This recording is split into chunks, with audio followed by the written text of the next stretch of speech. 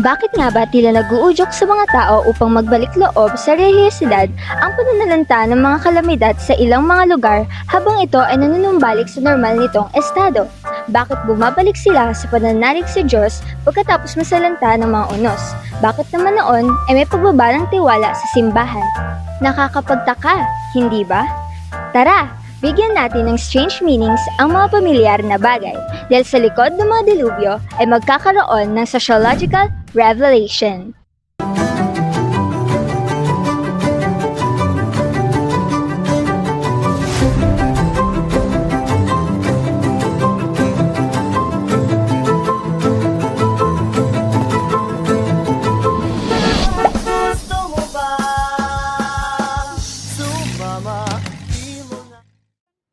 Magandang araw! Ako si Cyril, ang inyong kaagapay sa araw na ito upang mabigyang linaw ang ating mga sosyolohiyang katanungan.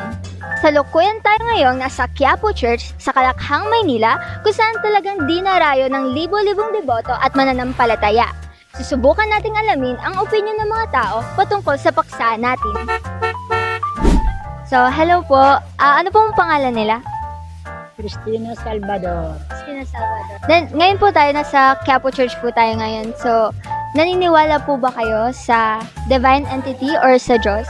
Siyempre, naniniwala ka, katoliko kayo.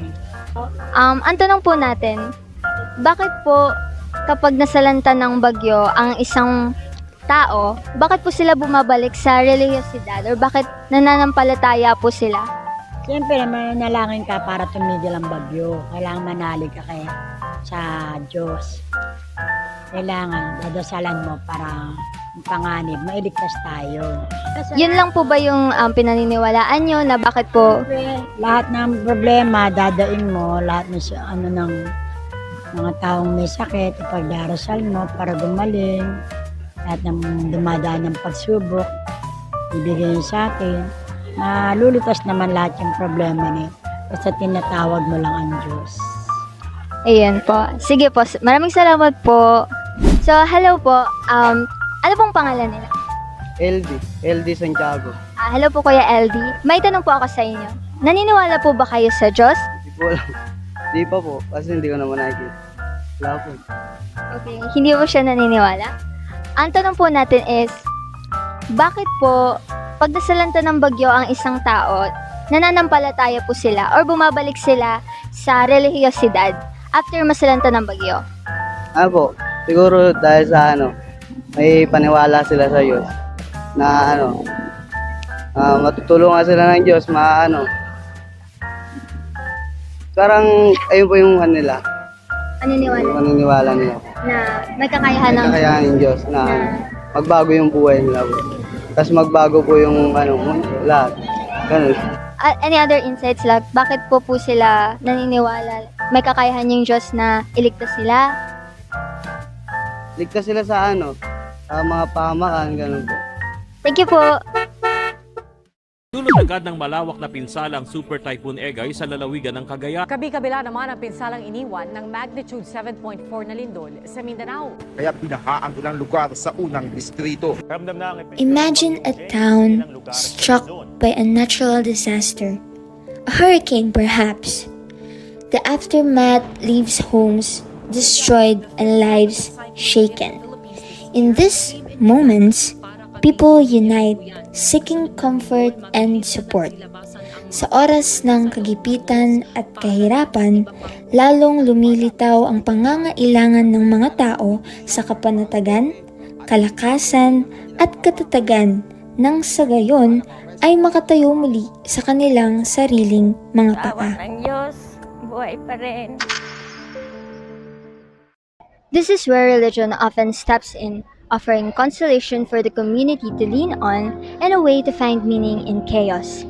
Tila ito ay nagsisilbing, sabihin na nating isang safety net na nagbibigay ng seguridad o katiyakan sa panahon ng kawalan ng kasiguraduhan. Ang relihiyon ay mistulan nilang kakampi upang makabangon at tumindig anuman ang unos na kanilang kinakaharap. Our professor once said that in desperation, we cling to something that promises relief. At sa isang parte, maaaring totoo iyon. sa mga sitwasyong dehado tayo, sa mga mabibigat na problemang kinakaharap natin, we tend to seek refuge for ourselves and for others to cling on. Halimbawa, sa tuwing niyayanig tayo ng mga malalakas na lindol at bagyo na nag-iiwan ng malaking pinsala sa mga naapektuhan nito, people often go to the church with the thought na sinusubukan lamang ng Panginoon ang pananampalataya nila sa Kanya o nararanasan lamang nila ito dahil ito ay plano ng Diyos. People use their religion to cope with the experiences after large, negative, and unpredictable events in which people aim to reduce the emotional distress arising from a situation. You see, people wants to find a proper justification sa mga challenges na kinakaharap nila, and most of the time, sa relihiyon nila ito natatagpuan. This is where they seek help. This is where they seek comfort. And this is where they give their trust in the divine entity they believe in through prayers. Ang sabi ni Karl Marx, the religion is the opium of the people. And this is precisely the reason you consume opium. You don't want to face reality because you are in pain or because there is no other way to handle your situation. Religion as a sort of spiritual opiate keeps people from understanding that their suffering is a material circumstance that can be altered in this life rather than the natural state of circumstances that will be corrected after death. On the other hand, during the Black Plague in Europe, nawala ang tiwala ng mga tao sa simbahan. Bakit kaya? Ang Black Death ay ang mapanirang bubonic plague na itinuturing na isa sa mga deadliest pandemics in human history. Nagsimula ito sa Europe noong 1347 at kalaunan ay kumalat sa Asia at sa parte ng North Africa. It was called Black Death because most people who got the plague died, and many of them had blackened tissue due to gangrene. Ang Black Death ay isang uri ng bacterial infection na dulot ng bacterium na Yersinia pestis. It travels from person to person through the air as well as through the bite of infected fleas and rats. It is estimated that it killed more than 25 million people, which was approximately 1/3 of the continent's population at the time. Ang pangyayaring ito ay nagbukas ng daan-daang taon ng krisis at pagbabago sa Europa. Ito rin ang nagdulot ng malalim na epekto sa kultura at relihiyon ng mga apektadong komunidad. Ngayon, balikan natin ang tanong na bakit ba sa panahon ng Black Plague sa Europa ay nawala ang tiwala ng mga tao sa simbahan. During this time, the Catholic Church was the dominant religious institution in Europe, and many people looked to the Church for guidance and support. However, many people also began to question the Church's authority and its ability to protect them from the plague. One reason for this was the fact that priests and other members of the clergy were also affected by the plague, and some of them died. This led to a shortage of priests, which means the church had to replace the priests who died.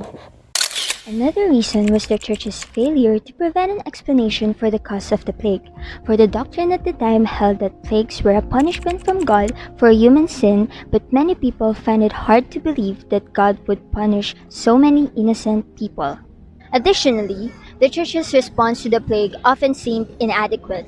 Many people criticized the church for its lack of action in caring for the sick and the dying, and for its failure to provide spiritual support to the affected communities.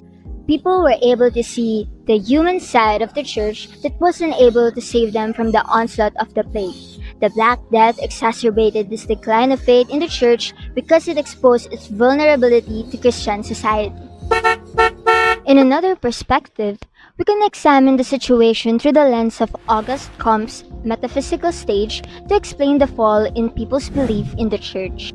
During the metaphysical stage, people started reasoning and questioning, although no solid evidence was laid. It was characterized by the belief that abstract forces like nature, rather than personalized gods, explain virtually everything. Bago ang Black Plague, European society was predominantly in the theological stage. Ang simbahan ay may malaking impluwensya at madalas na itunuturing ng mga tao ang mga natural na pangyayari kabilang ang mga sakit bilang parusa o interbensyon ng Diyos. Ang simbahan ay naglalarawan ng mga paliwanag para sa iba't ibang mga phenomena at ang kanilang authority ay unquestioned by society.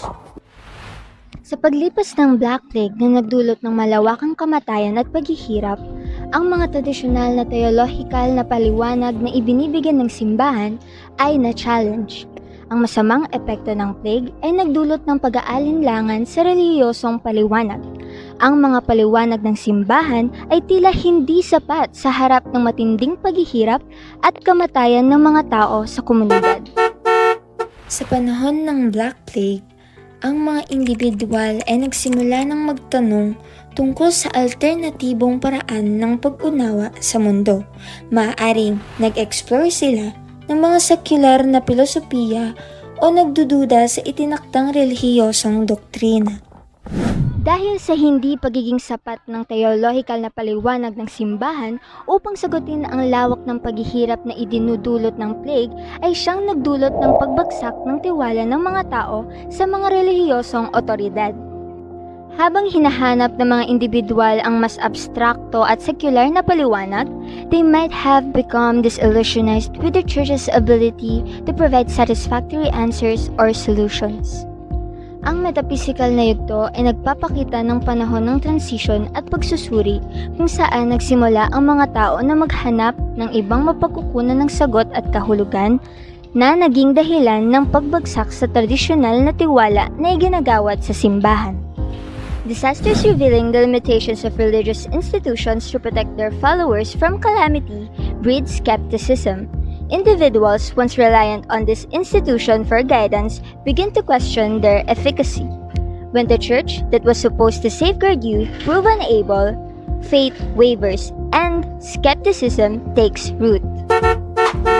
Sa panahon ngayon na mayroon na tayong sapat na kaalaman sa siyensya, na ang ibig sabihin ay maaari na nating mabigyang paliwanag ang mga nararanasan natin, hindi na natin kailangan pang umasa sa relihiyon upang maintindihan ang isang sitwasyon.